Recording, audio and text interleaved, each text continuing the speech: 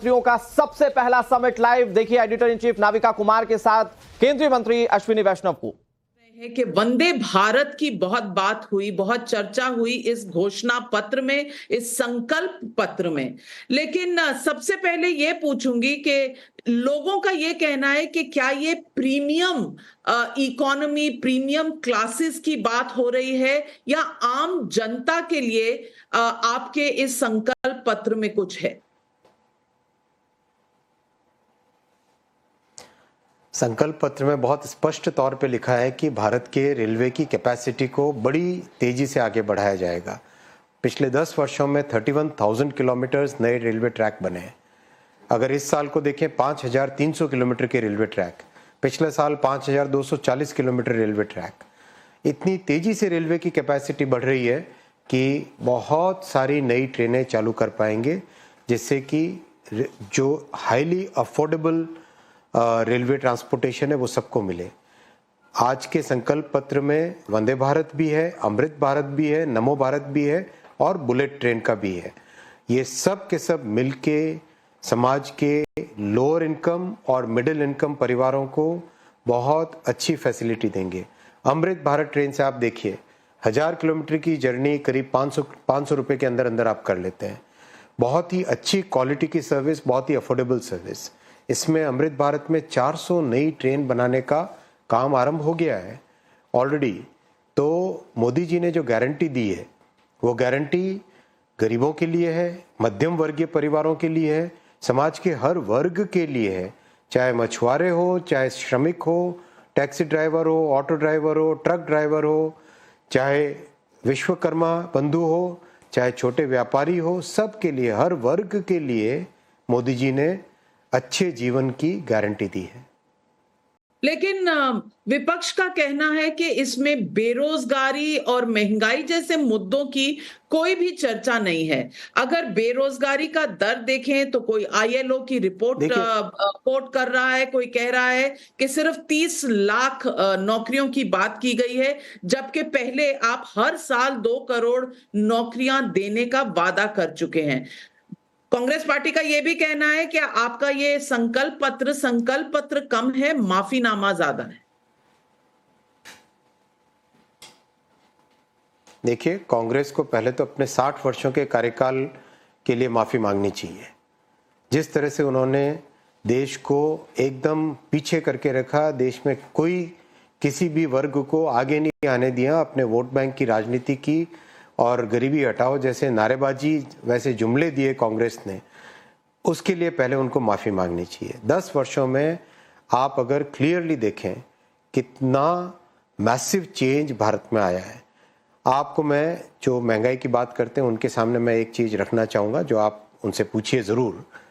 जब दुनिया भर में इतनी बड़ी संकट वाली परिस्थितियाँ थी, ऐसी संकट की परिस्थितियाँ जिसमें विश्व के समृद्ध देश, यूरोप के देश, अमेरिका, ऐसे देश जहां पर 1% 2% इन्फ्लेशन रहता था कई वर्षों से, कई दशकों से, वहां पे 10% 12% इन्फ्लेशन गया। 9% यूएस में गया, जर्मनी में 12% गया, यूके में 11% गया। ऐसे में भी भारत में मोदी जी ने महंगाई को कंट्रोल में रखा। सारी दुनिया में इस चीज़ की स्टडी हो रही है कि कैसे इतने समृद्ध और इतने एडवांस्ड कंट्रीज में महंगाई बेलगाम हुई थी और भारत में कैसे मोदी जी ने उसको कंट्रोल में किया। आज भी संकल्प पत्र में बहुत स्पष्ट तौर पे मोदी जी ने गारंटी दी है कि गरीब की थाली, मध्यम वर्गीय परिवार की थाली को हमेशा सुरक्षित रखने की वो गारंटी लेते हैं। और इसके लिए उन्होंने कई निर्णय जो पहले लिए हैं, और जैसे फूड स्टेबलाइजेशन फंड, उसका भी मैनिफेस्टो में क्लियर तौर पे उसका मेंशन है। और आगे दाल और एडिबल ऑयल इसमें, और साथ में जगह जगह पर देश भर में हजारों की संख्या में स्टोरेज और प्रोसेसिंग, फूड प्रोसेसिंग, नए वेजिटेबल क्लस्टर्स, इन सब को बना के एक स्थायी तौर पे देश में एक स्थायी तौर पे महंगाई को कंट्रोल में रखने का मोदी जी ने क्लियर एक्शन प्लान देश के सामने रखा है। अश्विनी वैष्णव जी, मैं आपसे पूछना चाहूंगी कि राहुल गांधी ने कहा है वो गरीबी दूर कर देंगे। उनका कहना है कि उनकी घोषणा पत्र में जो स्कीम है जिसके तहत हर इंडिविजुअल को 1 लाख रुपए अपने बैंक में मिलेंगे हर साल, यानी कि 8,500 रुपए पर महीने, तो गरीबी खटाखट खटाखट खटाखट चली जाएगी। आपके संकल्प पत्र में गरीबों के लिए या इस तरह के किसी भी स्कीम पर जो फ्रीबी स्कीम है का कोई मेंशन नहीं है। आपको लगता है कि चुनाव के वक्त कहीं ना कहीं ये लोगों को मन लुभावन लगेगा जो कांग्रेस का प्रॉमिस है?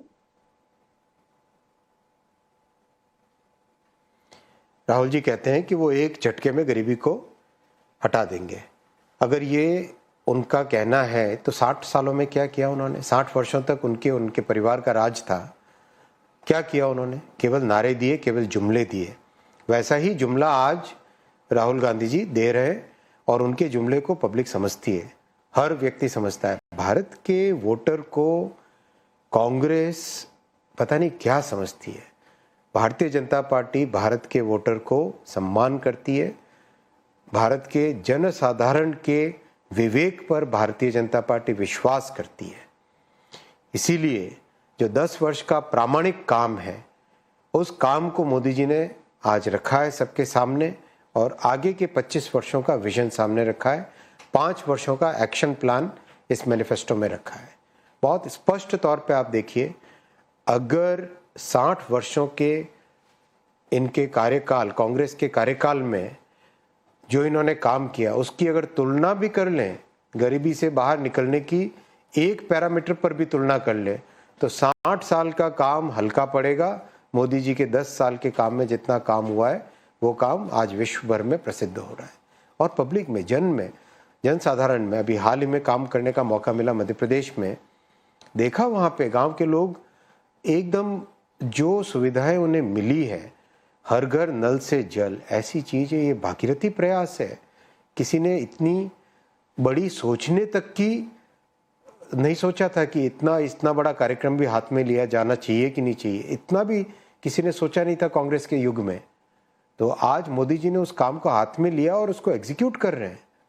वो काम को जमीन पे पहुंचा रहे हैं, लोगों के घर तक एक्चुअल में नल से जल पहुंच रहा है। आप उस गरीब माँ से पूछिए, जिस गरीब माँ को नल से जल मिला, शौचालय बना उसके घर में, उसको पक्का घर मिला, उसके गांव तक सड़क आई, घर में बिजली आई। आप उस माँ से पूछिए जो चूल्हा फूंकती थी और आज गैस का आराम से प्रयोग करती है, अच्छे से प्रयोग करती है। उस माँ को पूछिए कि मोदी जी ने उसके जीवन में क्या परिवर्तन लाए।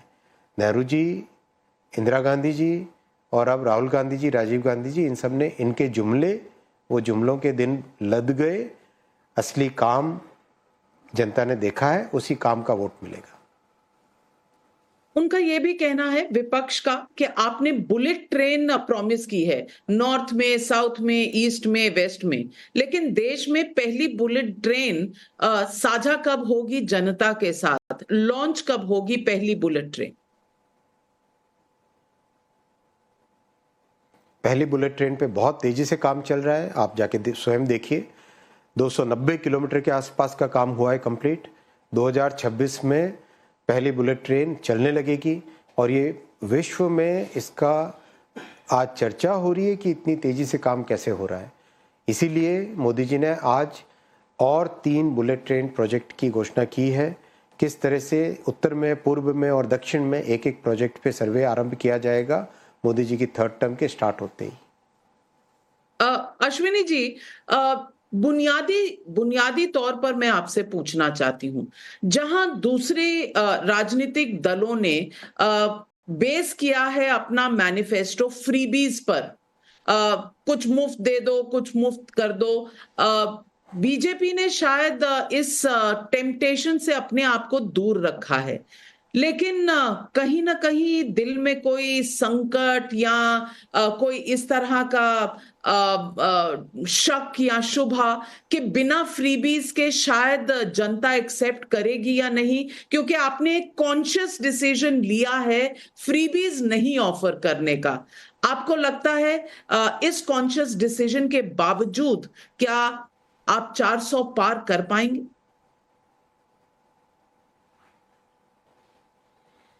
देखिए, आज जो काम हुआ है 10 वर्षों में, उससे लोगों के जीवन में एक स्थायी परिवर्तन आया है। मोदी जी के प्रति क्यों विश्वास बढ़ा है? क्योंकि मोदी जी के काम को लोगों ने देखा है। पहले गुजरात में देखा, अब राष्ट्रीय स्तर पे देखा, बिना भेदभाव के। कहीं कोई ऐसा नहीं कि ये स्कीम केवल उस वर्ग के लिए होगी या केवल, कांग्रेस ने तो अपने मैनिफेस्टो में केवल कुछ वर्गों की बात की है। क्या ये बात भारत के संविधान की सम्मत है कि केवल कुछ ही वर्गों को विशेष बेनिफिट दिया जाए, वो भी धर्म के आधार पे? क्या भारत के संविधान में सेक्युलर वर्ड नहीं लिखा हुआ है? कांग्रेस उसको केवल माइनॉरिटीज पे करना चाहती है। मोदी जी ने सर्वसमावेशी काम किया है, सर्वसमावेशी विजन रखा है। आप देखिए, मैनिफेस्टो में 10 वर्ग स्पेसिफिकली मेंशन हुए हैं, जिसमें पूरा भारत समा जाता है। आप शुरुआत करें गरीब परिवार, मध्यम वर्गीय परिवार, टैक्सी चालक, ऑटो चालक, इस तरह के श्रमिक, घर में काम करने वाले, आपके जो हमारे मछुआरे बंधु हैं, जो हमारे किसान हैं, जो हमारे विश्वकर्मा हैं, छोटे व्यापारी हैं, जो हमारे सीनियर सिटीजन्स हैं, जो हमारे वंचित वर्ग हैं, जो वर्षों से SC ST OBC वर्ग हैं, सब के लिए मोदी जी ने एक बहुत क्लियर जो काम हुआ है और आने वाले समय में जो काम करेंगे, ये बहुत बड़ा विश्वास है। इस विश्वास के ऊपर आज भारत के 140 करोड़ देशवासियों में ये क्लियर विश्वास आ गया कि मोदी जी ने जो काम किया है, जो मेहनत मोदी जी करते हैं, जिस संकल्प के साथ, जिस क्लैरिटी ऑफ थॉट के साथ काम कर रहे हैं, वो क्लैरिटी उन्होंने कभी पिछले 60 वर्षों में देखी नहीं थी। इसीलिए बहुत ही क्लियर तरीके से आने वाले समय में इस काम के ऊपर और बिल्ड करके 2047 तक का विजन मोदी जी ने रखा, और मोदी जी ने स्पष्ट कहा है 24/7 फॉर 2047, और वो करके दिखा रहे हैं। इस बार कहा गया है संकल्प पत्र को मोदी की गारंटी। क्या पर्सनालिटी पार्टी से बड़ी है? क्या हम एक पर्सनालिटी कल्ट के दौर में जा रहे हैं? कुछ लोगों का यह भी सवाल है।